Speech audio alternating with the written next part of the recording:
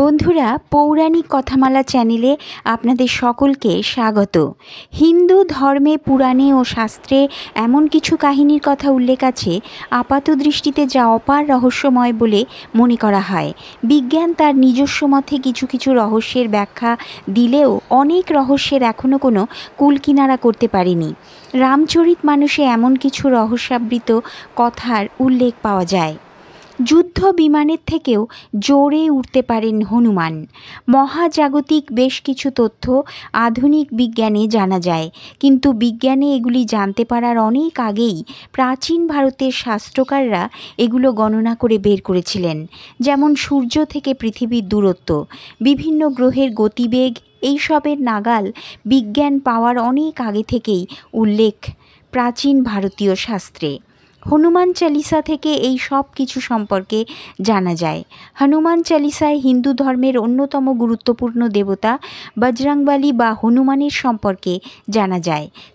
শ্রী রামচন্দ্রের পরম ভক্ত হনুমানকে অমর বলে উল্লেখ করা আছে, অর্থাৎ হনুমানের মৃত্যু নেই। হনুমান হলেন পবন দেবতার সন্তান। আকাশে ওড়ার ক্ষমতা ছিলেন তিনি।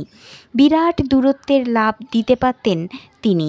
এখানে আমরা আলোচনা করব বজরংবলীর ওড়ার গতি সম্পর্কে। রামায়ণে রাম ও রাবণের মধ্যে যে ভয়াবহ যুদ্ধ হয়েছিল, সেই যুদ্ধ থেকেই হনুমানের ওড়ার গতি সম্পর্কে জানা যায়।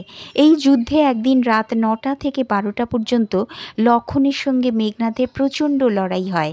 মেঘনাদের ছোড়া একটি তীরের আঘাতে অজ্ঞান হয়ে পড়েন লক্ষ্মণ। রাত 12টা নাগাদ জ্ঞান হারান তিনি। এরপর বিভীষণের অনুরোধে রাত 1টা নাগাদ লঙ্কা থেকে হনুমান সুসেন বৈদ্যকে লক্ষ্মণের চিকিৎসার জন্য নিয়ে আসেন। সুসেন বৈদ্য হিমালয়ের কাছে দ্রোণাগিরি পর্বত থেকে সূর্যোদয়ের আগে 4টি গাছড়া নিয়ে আসার জন্য বলেন।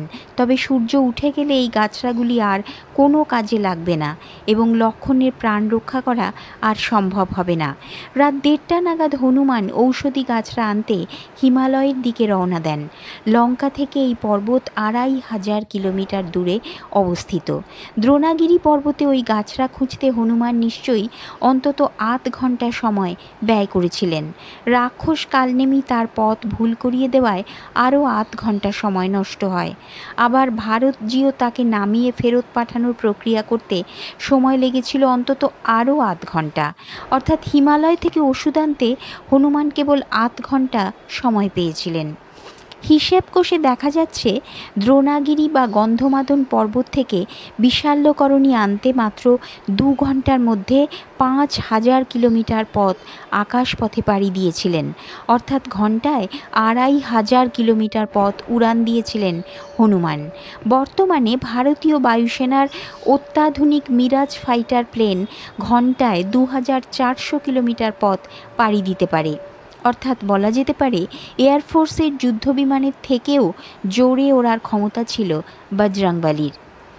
আবার পৃথিবী থেকে উড়ে সূর্যে গিয়ে সূর্যকে ফল মনে করে ভক্ষণ করেছিলেন হনুমান। পৃথিবীর মাধ্যাকর্ষণ শক্তি থেকে বেরোতে যে কোনো বস্তুকে অন্তত প্রতি সেকেন্ডে 11 কিলোমিটার গতিতে উঠতে হবে বা লাফ দিতে হবে। হনুমান যেহেতু পৃথিবী থেকে সূর্যে গেছিলেন, তাই এটা বলা যায় যে তিনি সেকেন্ডে অন্তত 11 কিলোমিটার গতিতে উড়েছিলেন বা লাফ দিয়েছিলেন।